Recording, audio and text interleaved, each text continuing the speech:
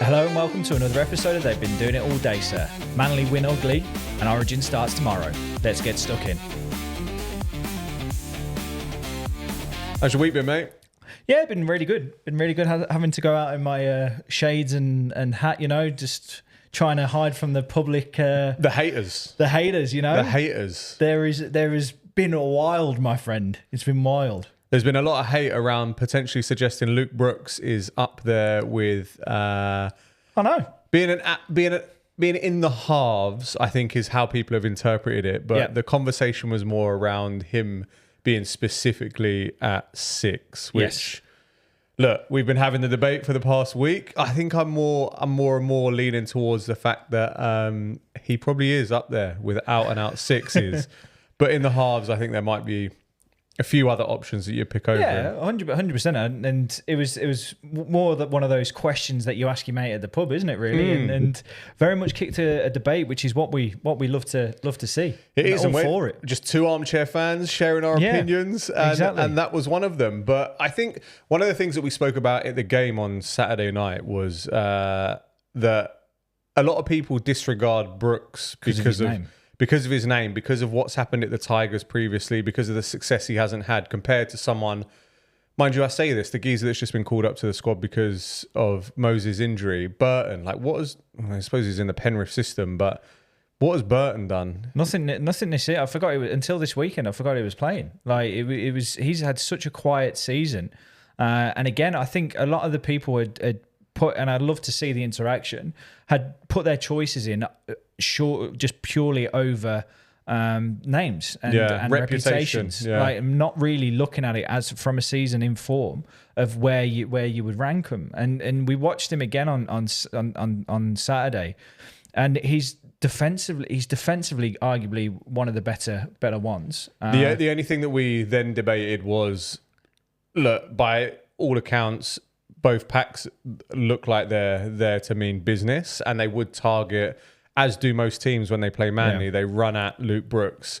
It's just whether he would be able to keep up the pace and keep up the physicality when it's like the elite of the elite running at you constantly.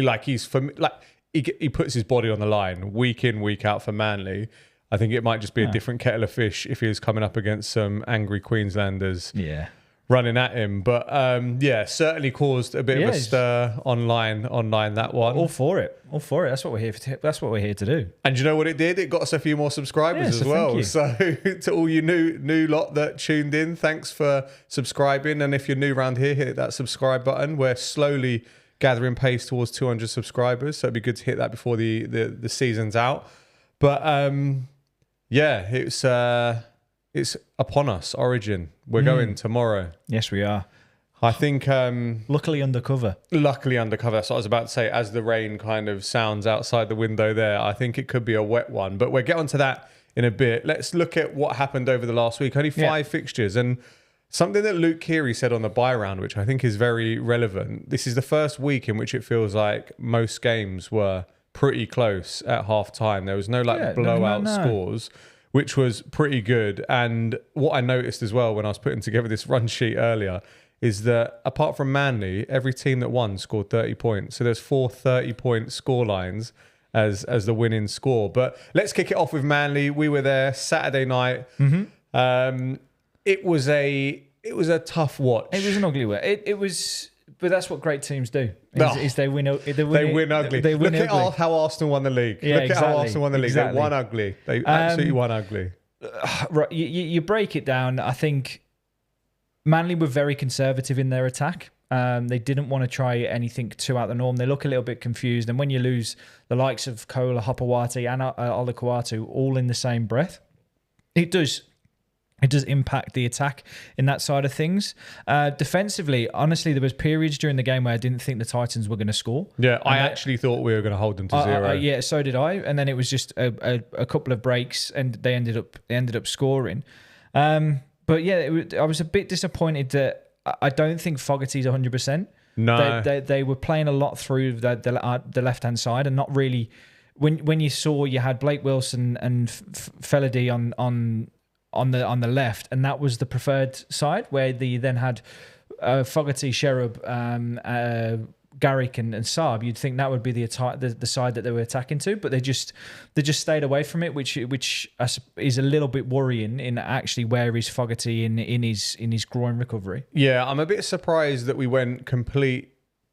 Not that they're rookies, but to a new combination. I thought it might be a mixture of experience and is youth the word? Are they both? Yeah, I suppose youth, inexperience, and inexperience. And I thought, I don't know, Garrick might flip wing to play centre with Wilson outside, and then Felady plays with Saab on the outside, just to have a bit of a mix up. But talking about emergence of like players coming through, one player that I think is at risk of losing his spot is Jason Saab, because he's not been as productive as you'd hope for a man his size under the high ball.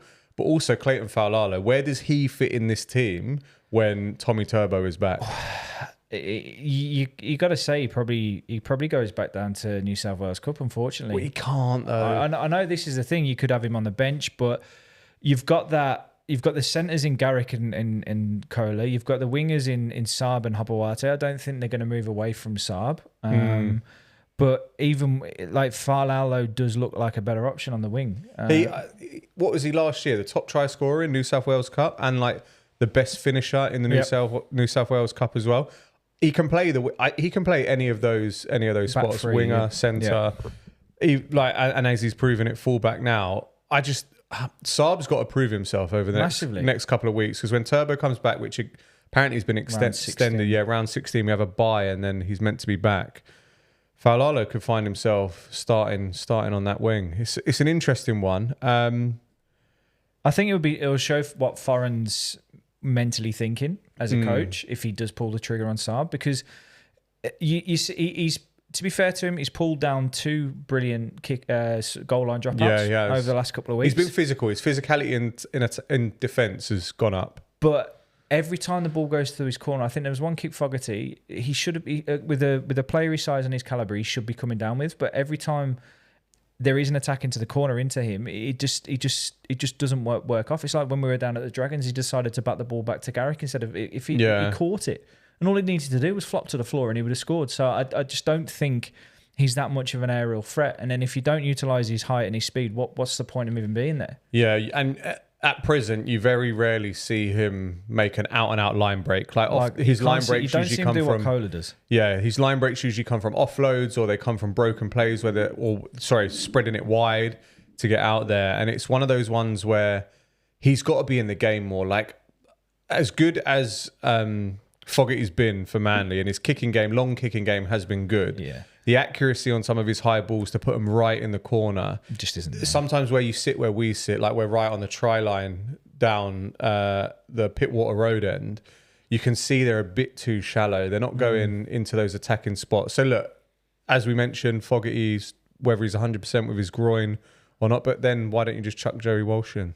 Yeah, that's fair. And then next season, you've got a big dilemma, because with Garrett going, do you play Faulalo or do you play Felady? Like, to be fair, he tanked the try, but he was having one hell of a first start. He was. That tackle that he made on who was the winger that broke away? I can't remember his name, but it was clear, and then he's just sprinted, made the tackle on him, got up, and then I think we got a penalty out. I think he got another. He made the tackle again. Like he defensively sound, ran the ball hard, earned some hard meters, made the error, like missed an open goal with the try. Big error. That was a big error, and that could have cost the game for Manly. But you know what? He's another talent in there, and there's only so much time he can play New South Wales Cup, and it's the same with Blake Wilson. Like.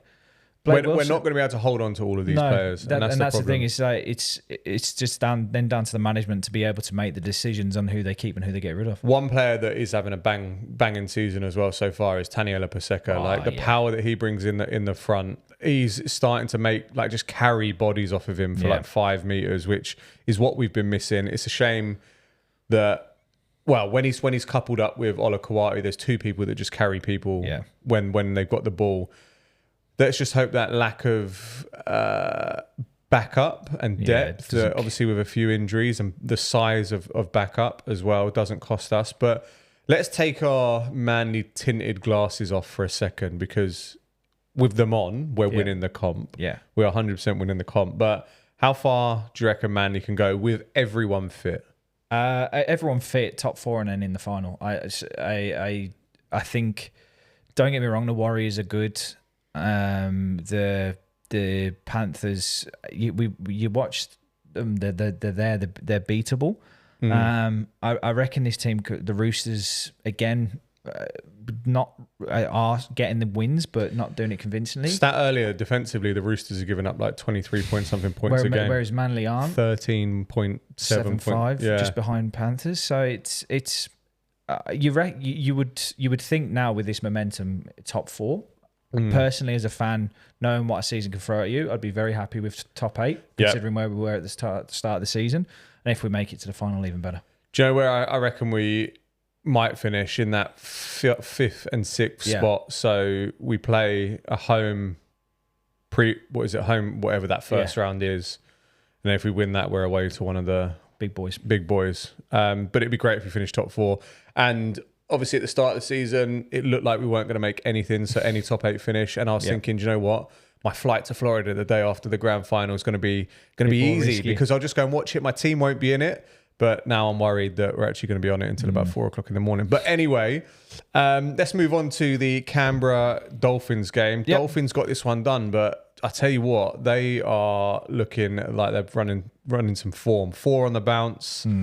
Got to start taking them seriously. A few Origin players as well missing. It's one of those ones where if they can keep everyone fit, if they can start stringing things together, I believe they're a similar sort of team to Manly. Yeah, and you do look at this game, and you can sit here and go, how much of it was Raiders shooting themselves in the foot? Like the last couple of minutes, Corey Horsburgh drops an elbow when it's just not needed when we're on their defensive set. It was one of those ones where though, like he had his forearm in his head. It was a questionable call, but I suppose rules are rules. It's like they were making key errors, and it was a neck and neck game, and the Dolphins just stuck out of it. But it was a very poor second half compared to how that first half was. It was a bit of a dampener with how the game ended up finishing. But they're hitting form. They're grinding out the wins, and again they're one of the teams that are going to be up there fighting in amongst it. Yeah, and then the next game up that we'll talk about, Bulldogs 30, Storm 20. These are 2 teams that one of them I think will make the final. I don't think both of them will. And I think it's going to be the Storm that might miss out. They just seem to fall in this habit of collapsing in the second half and just not being able to string things together. What were they up at half time? Like, I think they were 2018 or something. Something like stupid. That. And the Dogs came back in the second half and just absolutely obliterated them. 18-6 they were up. 18-6. So Sherry was on fire as well. Like he was running hard. He was made some huge tackles as well on the sideline. But just defensively, the Storm look all over the place. They are shocking. Like Bellamy must be pulling his hair out. Like it's to see a team like the Storm look like a park team at times defensively and with holes leaking all over the place. It's quite a downfall for them from where they were last season. And you think they're going to be without Munster and Grant for every origin. So there's the engine room kind of gone. Hughes can't do it on his own. Be interesting to see how they go through this Origin period. And I think they're one of the ones that could be most affected by Origin, which you think year on year, okay, they're losing a lot of players, but I don't know. I can't see them stringing together enough wins from now until the end of the season in order to make it. No, they've got from just what I'm looking at the ladder here, and I think I've got it right. They've got the 3rd worst defense in the comp. Conceded 314 points so far. But then they've scored 296, so they've only got a difference of 18. So when they've won, they've ended up winning big. Yeah, but they are leaking points all over the place, and I don't know what is going to happen for them to sort of turn it around. Maybe after their bye, they do, but yeah, it's not looking great. It's not looking great, but a team that has turned it around, the North Queensland Cowboys. I remember at the start of the season, it was like Todd Payton could be the next one. Yeah. Next one fired, and there we go. They've won another game. Cowboys 30, Rabbitohs 18. I think they were just so much better than the Rabbitohs. The Rabbitohs have been impacted by injury. Mm-hmm. They've obviously lost Mitchell for Fita. Who else is out? A number of players are out. But they were just lackluster. It doesn't seem like they've got anything going forward. I think Alex Johnson was even limping at one point. Like, he's clearly not fully fit. I just worry for them. Like, they started out the season so well, and everyone was flying out the blocks, didn't absolutely flying. Like, there was like, are they serious contenders? And it takes one or two injuries, and it seems like they're going to maybe struggle to make the 8. Like, we're nearly reaching the halfway point of the season. But Jake Clifford was solid for the Cowboys. He was brilliant. He was moving it around the park. His kicking game was on point, 40-20 at one point as well. He's looking good. But one player for the Rabbitohs, Penatini. Yeah. What a great debut to 2 tries, and then you thought he was going to break away and get the 3rd, and it was like he'd been shot by a sniper. Yeah, I've been there. That's a big injury as well. Like, the way he pulled up with that, like that's a full on big tear. I haven't read into what he's got, but that looked big. It did, and it was one of the, I know we're like a similar sort of athlete, me and Penatini, like same body shape, like same explosiveness, same speed. So genetic makeup as well, really. Genetics, just literally the same as him. I have torn my hamstring like that as well, but I think mine was due to my fibers not being able to even move that fast. It's getting up to the bar too quickly. That was exactly. All it was. But as I put my foot down, honestly, it felt like it ripped my, like, between my arse cheek or the muscle in my arse cheek and the muscle at the back of my leg, it just went ping. And I tried to take a step after, and it was impossible. So how he actually then tried to run again after that, fair play to him. But 2 tries, but it's another injury for the Rabbitohs. So it looks like they've got a good player coming through. The backup to the it's. Yeah, but Cowboys on for the top 8. But the team you mentioned earlier, the Warriors. Up the Waz. Just getting things done. Annoyingly, would have gone 5 for 5 tips if it weren't for the bloody storm. But the big injury from this is Roger Tuivasa-Sheck, ACL, likely NRL career done. Where's he going? Wakefield? Is he going Wakefield, or where is he going? Yeah, I don't know. He's going somewhere in the Super League next year, but they continue to look good. Do you know what, though? When the Dragons went over early, I was like, here we go. There's a bit of an upset on the cards here. But they just then crumbled. They've done that a few times this season. They've shot out the blocks, looking good, and then they just haven't been able to maintain it. But the thing is, one of the things that I reckon that you could just write off this season now for them. Yeah. Whether they're going to win a game, but one thing you've got to keep an eye on is what they're building for next season. Yes. Like, they're going about their business, and I think people are forgetting who they're signing. So they've signed Kalo Matangi, which is a huge signing from the Rabbitohs. Shane Flanagan surely would have had something to do with that as well. You've got Luke Metcalf signed for them as well. Big. You've got Danny Drinkwater. Danny Drinkwater. Yeah. Danny Drinkwater. He's no longer doing his building career. He's moved to he's moving to the to the Dragons. But yeah, you've got Drinkwater joining. And they'll still have Val Holmes. They'll still have Gufferson as well. It's the thing for me is, are they a couple of signings away from being a team to watch for next year, or do they have too much heavy weight there? Yeah, which is going to pull them down. I think it all depends on who comes in as coach. It'd be interesting to see how Young does for the remainder of the season, whether he gets the gig full time. Be interesting to see, but how the Dragons are performing at the moment reminds me of how, Derby County's infamous, 11 points season, 11 points in a 38-game Premier League season. In the NRL, one of the worst records, I believe, is the Newcastle Knights in 2016. They won 1 game and drew 1. Jesus. Can we see the Dragons beating that? Yeah.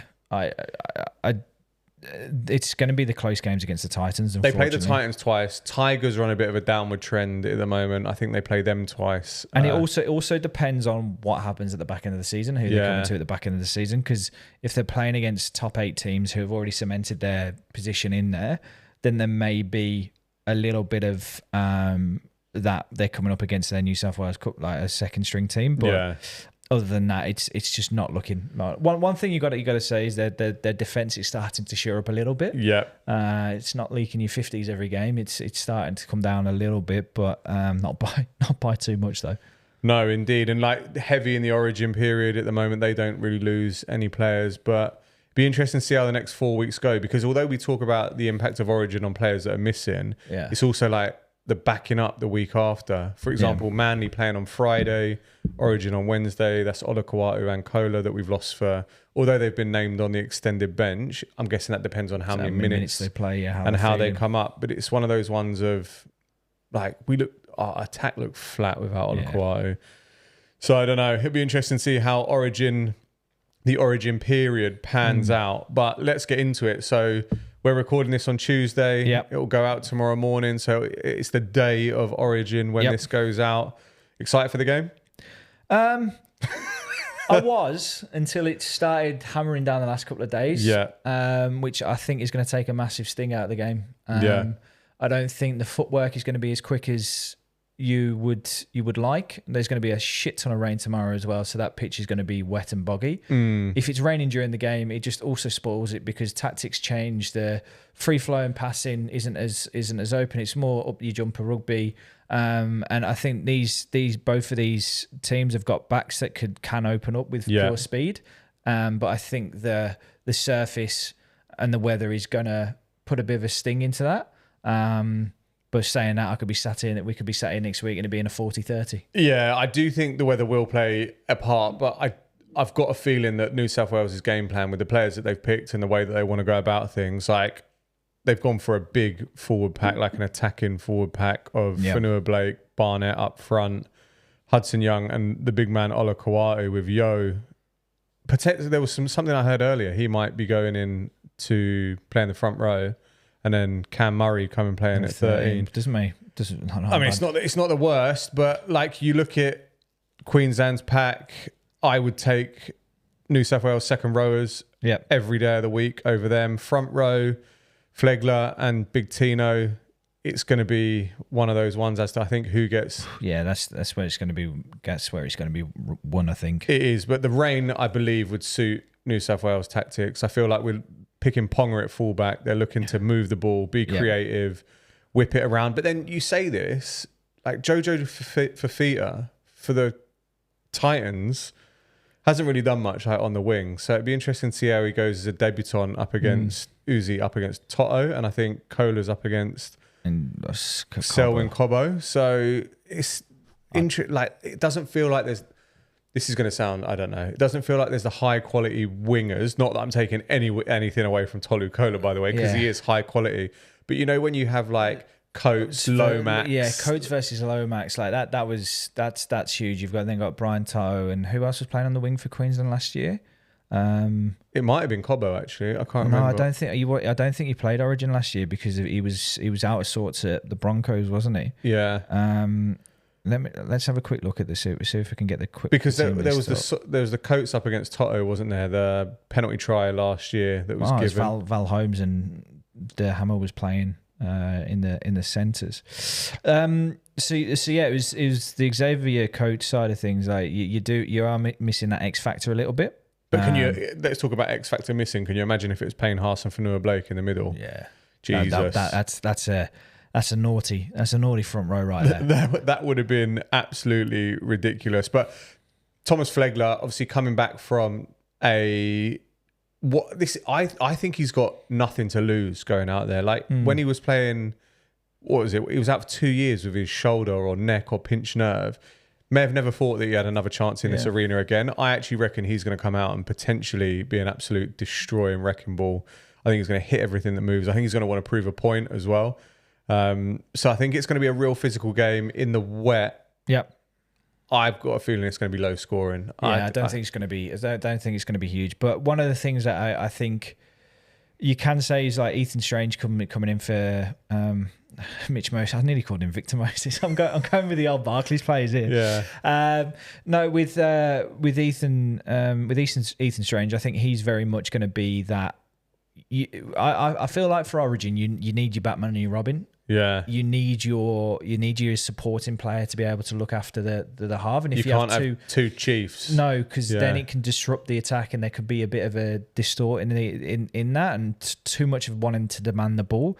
Whereas if you have a someone like Strange who can just go about the business on the left, come in as a get Cleary to play both sides, him coming at a first receiver every now and then, I think that could really work well. Quick player, the balls off the bottom of the ruck as well in the rain, I think are going to be important. He's pretty good at them. The only thing that I think lets it down losing Moses is kicking game. Yeah, we genuinely don't have, like, Cleary's a good kicker, but he's nowhere near what Moses is. Moses is ridiculous. And can you imagine the wet ball in this weather would have been causing all sorts of trouble. Like, no matter who you've got under that at the back or coming off the wing, it's going to be difficult to catch. So it is disappointing losing Moses, but Strange brings something else. And with such a late change as well, how will Queensland change their game plan to identify that? So it'll be really interesting to see how the first 20 minutes go. It'd be interesting to see how the referees go as well, if they're going to referee it like an Origin game. Or, but if you notice during like league matches, they're actually, I don't think they're given as many 6 agains as they have been previously. No, it's slowed down a little bit, hasn't it? It has slowed down. But we said this, remember on Saturday, it was like the ball hadn't gone out, or there was no penalties in the first 15 minutes, I think it was, and everyone was just knackered. So it'd be interesting to see how that pans out. But whoever loses, selections are going to be questioned. And I do think the two boys at the back, Ponga and Tedesco, whoever's on the losing team, it'll be then, okay, well, why is Edwards not playing? Why is Walsh not playing? Yeah. So it'd be interesting to see how that one goes over that. But what do you reckon? I mean, obviously New South Wales are winning. Obviously New South Wales win, but I think it'll be a cagey win. I think it could be like an 18-16, 18-12. Can't see it being, like you say, a massive affair. I think the first 10-15 minutes will be a lot of contact up in the middles. It will then start getting spread out a little bit. I think mistakes will come into it. I think it'll be individual tries that win this, like some origin plays, as everyone likes to say. I think there'll be some origin plays in this game, which will win it. But I back the boys in blue to get it done. Yeah, I'm going to go New South Wales. I think, like I said, low scoring game. I even reckon it could be like 12-8, 12-10, something like that. Don't think it'll be high scoring, but I do reckon Olakuatu might be getting his name on the score sheet tomorrow. You reckon Can you imagine Olakuatu, Kola, both try scorers, Cleary with the conversions, 12-10. New South Wales win. Do you know what? I might lump on. I just saw something about lump it on. Sports better trying to entice me into lump on. But talking of lumping on, let's get into round 13. Unlucky for some. Hopefully it's unlucky for the Cronulla Sharks, because Friday night, 8 p.m, we're making our way down to the Ocean Protect Stadium. Any suggestions of where to park, by the way, stick it in the comments below, because it looks like an absolute nightmare. We got the Cronulla Sharks at $1.87 against the Manly Seagulls at $1.98. I'm going to go for Manly. The Manly winning this. I do worry about our attack, but that could change depending if Kola comes in, depending on if Olakuatu, if they've got a lot of second rows, because I think they may be interchangeable in Origin. So I think Olakuatu may only play 40 to 60 minutes maybe. But we'll see what goes from that. But I do back them. The Sharks have lost Nico Hines, which, even though he's been a bit inconsistent, it is still a big loss. But I back the boys to make the trip down and make the win. But saying that, they've named Fanua Blake in there, so that'll be interesting to see if he actually does play. It's like 48 hours after Origin they're playing, which is I don't think any team should be scheduled to play on the Friday. It should be a full fixture. Super Saturday, Super Sunday. Yeah, it should be four games. In fact, no, there's less. There's only 6 games or something this weekend. It should be 3 and 3, just to give every player a bit of a rest. I genuinely think either team can win this. I'm going to tip Manly because we're on such run of form, but it wouldn't surprise me if we lose a close one in this. But I'm going to go with Manly Seagulls. Okay, and then that takes us into the Saturday with the 3:00 kickoff at the McDonald Jones Stadium. We've got the Knights at $1.22 against the Parramatta Eels at $4.35. I mean, they've lost their main man, Mitch Moses. I saw some little Instagram post earlier that literally before 4 Origins, he's got injuries that have kept him out for a minimum of 3 weeks. So Eels fans have got to be hating it when he gets selected for Origin. I believe the Knights win this. Yeah, I'm going to join you there. I'm going to back the Knights. And then the evening kickoff, 5:30. There's 3 games on the Saturday, so it's not the evening kickoff. It's the 5:30 p.m. kickoff. We've got the West Tigers at $1.56 against the Canterbury Bankstown Bulldogs at $2.44 at the CommBank. At the CommBank. Buller is back. Happy Coruscant is back. I'm gonna tip the West Tigers in this one. Yeah, they've got a fair few players back from this. Dogs did look good though. The Dogs did look good against the Storm. I'm going to go for the Bulldogs. I think they're going to back up their win last week. And I reckon Tigers need to do a bit more. So I'm going to go for the Bulldogs. Oh, interesting. Then we fly down to Melbourne at Amy Park. We've got the Melbourne Storm at $2.04 against the Sydney Roosters at $1.81. That must be the highest odds the Storm have had at Amy Park since we've been doing this. Maybe. In fact, yeah, definitely. If the Roosters want to prove they're premiership contenders, they've got to go down there and win. There's no doubt about it. Storm will have a few players back. I reckon Roosters win this game.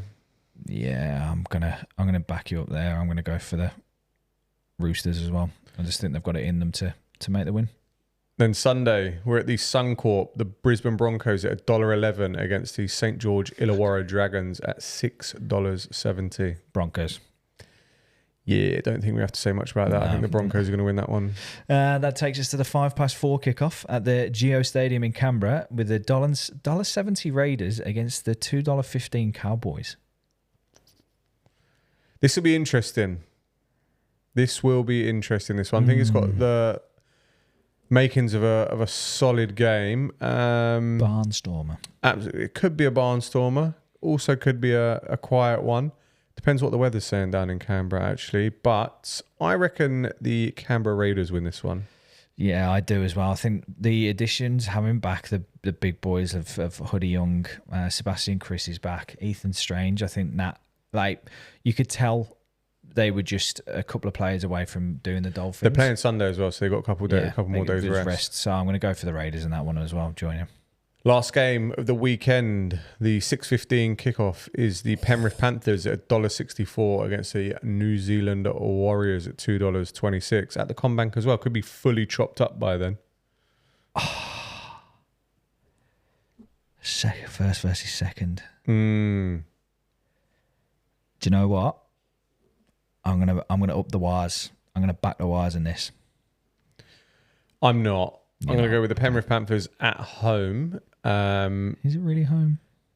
Well, it is because I don't know. I just got this feeling that the Warriors aren't going to travel well, so I'm going to go with the Panthers. And it turns out there's actually 7 fixtures this weekend, so there we go. It's quite impossible to do 4 on one day and then 3 on the other. Maybe after Origin they should schedule some games on the Monday or something. Yeah. I don't know. It might just make sense. A little Monday night footy.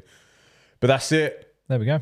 We'll be at Origin tomorrow. Looking forward to it. Don't know how wet we're going to get because obviously we're under cover, but it's more the travel there and travel back. I'm not looking forward to this. Hope we stay dry. That'll be fun. But thanks for tuning in and we will catch you in the next one. See you later.